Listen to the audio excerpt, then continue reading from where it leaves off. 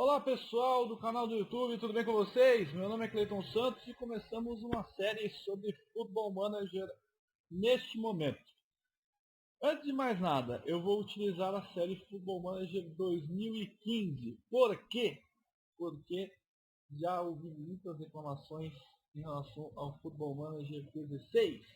É o fato de ter muitos jogadores, muitos alas, muitos meia atacantes, muitos laterais que se tornam craques no jogo, porque são os reis das assistências, são os reis das jogadas pelas pontas, então, e se torna uma coisa meio surreal isso. Então, por isso, eu decidi que não iria fazer isso, que iria jogar realmente uma versão que eu considero mais segura, que é o FM 2015.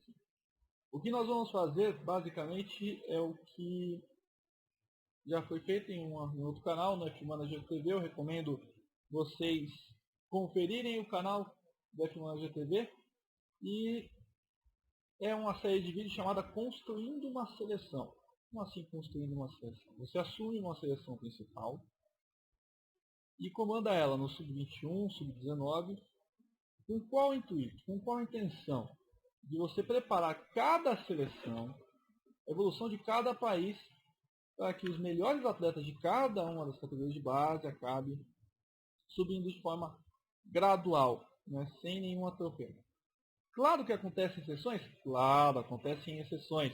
E o jogador do Sub-19 que detona em todas as partidas, de repente já não vem com aquele nível de Sub-21, já está em nível de seleção principal. Pode acontecer, não é impossível. Então, e aí nessa brincadeira, né, o responsável pelo F-Manager TV escolheu uma seleção mais tradicional porque ele utilizou a database original do jogo. Então ele escolheu um país que não fez parte da Copa do Mundo, que não vai a uma Copa do Mundo, não vai a uma competição europeia há muito tempo, que é a Escócia.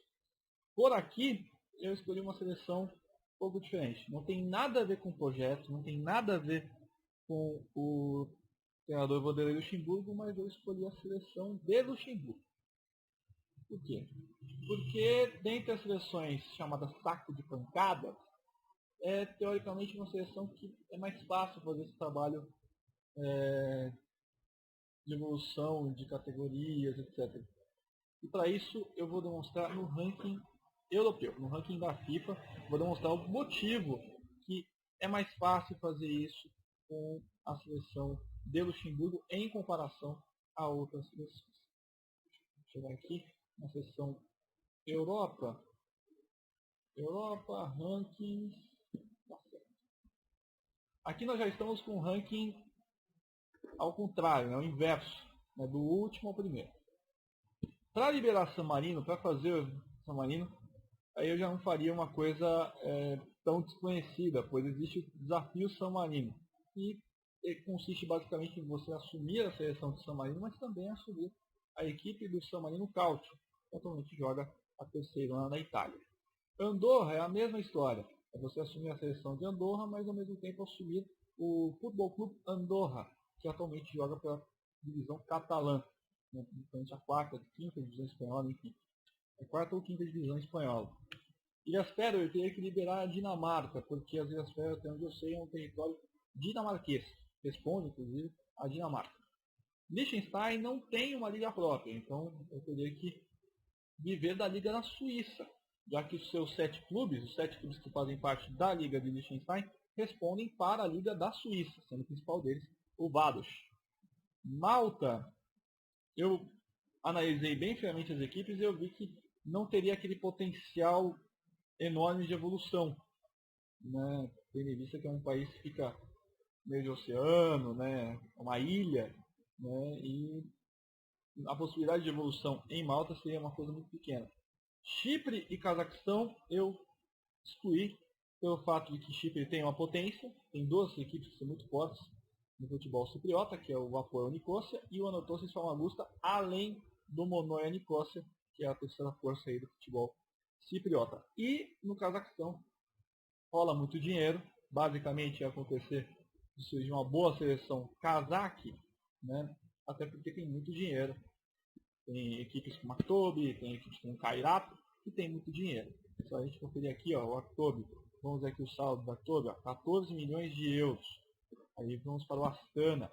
O Astana, que é a segunda força do país, 15 milhões de euros. Kairat, que é a terceira força do país, 20 milhões de euros. O Shakhtar Karagandhi, 7 milhões de euros, sendo 11 de lucro. Então, os investidores são muito fortes. Né? O Ordabad, que é uma quinta força, atualmente, 5 milhões de euros. Então, tem dinheiro a rodo nessas ligas. Então, e o futebol lá, e além disso, tem aquela restrição. O Cazaquistão é um dos países mais fáceis para se naturalizar um atleta. Porque o Cazaquistão, você só precisa de 1 ano para naturalizar um jogador. Quando eu falo 1 ano, é verdade mesmo. Aqui, por exemplo, já estou em Mactobe. Mactobe é onde tem maior número de atletas estrangeiros. O Mineiro é um dos que tinha um número de atletas estrangeiros. Aqui eu já vejo o Danilo Neco. Danilo Neco é aquele, Ponte Preta, né? O histórico dele da Ponte Preta, por aí vai. Aí, chegamos aqui na nacionalidade. Aqui nem conta aqui, né? Mas o Cazaquistão, que eu me lembro, é um dos países que era mais fácil se ter a nacionalidade cazaque. Né? É muito fácil, né? Para quem é da Europa, etc., ter a dupla nacionalidade, que é a nacionalidade do Cazaquistão. Só se houve uma complicação. Eu me lembro que eu já cheguei a fazer vários saves atuando com equipes do Cazaquistão e aí era muito fácil ter jogadores estrangeiros atuando na seleção principal. E daí eu decidi pela seleção de Luxemburgo. Poderia escolher a Lituânia? Poderia, mas a Lituânia tem uma liga muito fraca. É só a primeira divisão, basicamente, a Liga A. A primeira liga é muito pequena. Vocês vão conferir aqui, ela é muito pequenininha. Tem várias equipes B, tem os Alguins 2, mas tem outras equipes que não daria muito caldo participar dessa liga. Além disso, a Liga da Lituânia tem o calendário no calendário anual mesmo, né? Não segue o calendário europeu, ao contrário de Luxemburgo, que segue o calendário europeu. Vocês já viram que eu já marquei alguns amistosos, já marquei 2 amistosos, né? Depois em 2014. Marquei amistoso contra o Azerbaijão jogando fora de casa e contra a seleção de Liechtenstein jogando em casa. E aí os 4 meus compromissos das eliminatórias para a Eurocopa. E claro que eu não vou conseguir chegar nessas eliminatórias, mas nem em sonho. Né? Porque a primeira rodada enfrenta a Macedônia fora, depois enfrenta Ucrânia em casa, Espanha em casa e Eslováquia em casa. Vão ser 3 derrotas provavelmente. E em 2015, aí vem todo esse pessoal que a gente jogou na ida, jogando em casa, a gente vai enfrentar todo mundo fora. Ucrânia, Espanha e Eslováquia. Vamos enfrentar todos esses jogando fora de nossos domínios, além do confronto contra a Macedônia em casa e os 2 confrontos contra a Belarus, que serão primeiro fora de casa em Minsk e depois em casa em Luxemburgo. Demitir os treinadores sub-21 e sub-19, traduzindo, eu vou comandar as seleções sub-21 e sub-19, mas eu vou convocar os jogadores, né? Eu só apenas decidi não escolher, né, não marcar os amistosos da equipe sub-21 e sub-19, porque eu não sei muito bem a organização dos campeonatos europeus das categorias de base. Então, pelo que eu sei, o campeonato sub-21 é feito de 2 em 2 anos e o campeonato sub-19 é feito anualmente. Então, para eliminatórias e tudo. Então, mas na dúvida eu preferi me abster dessa escolha. Aqui a lista nacional. É claro, imagino que todos os jogadores do país estejam nessa lista, mas é claro que eu vou fazer uma peneira aqui. Quais jogadores podem atuar, quais jogadores que vão ter que sair, que não estão nos meus planos, etc. Então, claro que isso será feito. Ainda vou fazer ainda uma seleção. E aí é aquela história. Tem potencial? Pode jogar? Ok. Não tem potencial?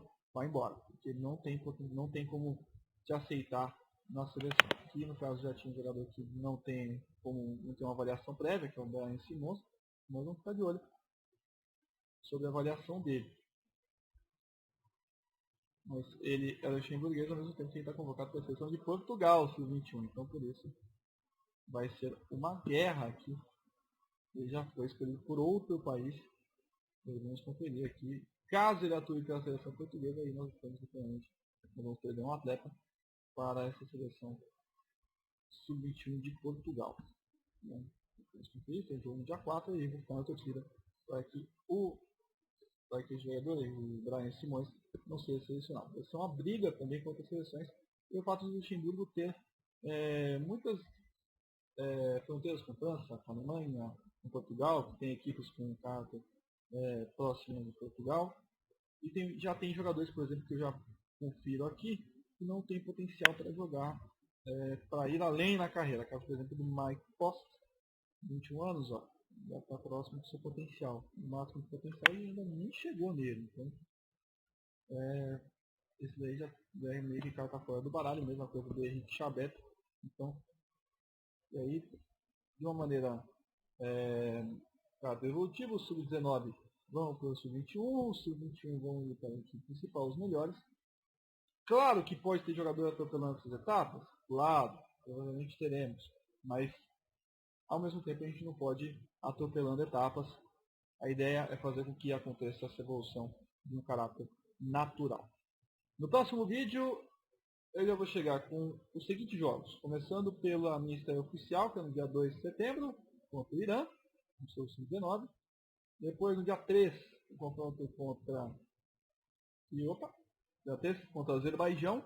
E no dia 4, o confronto contra a Romênia pela última rodada do Campeonato Europeu. As eliminatórias do Campeonato Europeu, grupo 4, e vocês acho que vocês imaginem que colocação a seleção luxemburguesa está, né? Se eu falar que for o último, é surpresa. Ah, claro, última colocação. 0 ponto. Aqui eu vou até separar para que vocês possam ver. Grupo 4. Aqui a seleção de Luxemburgo não fez nenhum gol e tomou 25 nessa campanha. Uma média que bate aí na margem dos 3 gols por partida. Ok? Bate não, né? Vou dar a conta aqui. Bem simples. Ela ultrapassa a marca dos 4 gols por partida. Então, ultrapassa a marca dos 4 gols jogo. Estatística da seleção de Luxemburgo. A gente ainda vai ter esse cumprimento de tabela contra a Romênia. E claro quer ficar com o segundo colocado. Aqui até o momento está fora. Então ela precisa vencer. Se bem que não vai adiantar nada para ela. Porque são grupos de 6 equipes e quando eles já são lanterna, esses pontos serão retirados. Então, esse lanterna do grupo tem o regulamento da UEFA. Enfim, temos esse calendário e vocês vão acompanhar aqui a evolução dessa seleção. Evolução etapa por etapa. No próximo vídeo eu venho com o esquema tático, venho com toda a forma que a seleção de Luxemburgo vai atuar, tanto no Sub-19 como no Sub-21 e também na seleção principal. E claro, as primeiras convocações, tanto da seleção Sub-21, da seleção Sub-19, primeiro, né, Sub-19, Sub-21, e depois da seleção principal de Luxemburgo, que é uma seleção que não tem cobrança por resultados, mas que, claro, quer ter bom desempenho. Lembrando sempre que daqui no calendário 2014, 4 anos, aí tem a Copa das Nações aqui europeias, aqui não está separada, mas tem aqui Liga das Nações Europeias. O objetivo, nesses 4 anos, é não ficar nessa divisão D. Vamos ver se a seleção escapa dessa divisão D e vai para a divisão C, pelo menos. Ok? É isso, nos encontramos no próximo vídeo. Um abraço a todos. Não esqueça, se inscreve aqui no canal, ó. Tá vendo aqui? Tem o mouse, então. Se inscreve aqui ó, no canal, clique em inscreva-se e também clique o joinha aqui se você gostou do vídeo. Joinha aqui no YouTube, ok? Um abraço a todos, a gente se fala na próxima oportunidade, muito provavelmente na semana que vem, muito provavelmente na semana que vem, com o segundo vídeo aqui dessa ideia de construir uma seleção, a seleção de Luxemburgo. Aqui não tem projeto não, aqui é coisa séria com a seleção de Luxemburgo. Um abraço a todos e a gente volta na semana que vem com o segundo vídeo do canal. Um abraço a todos e até a próxima. Tchau.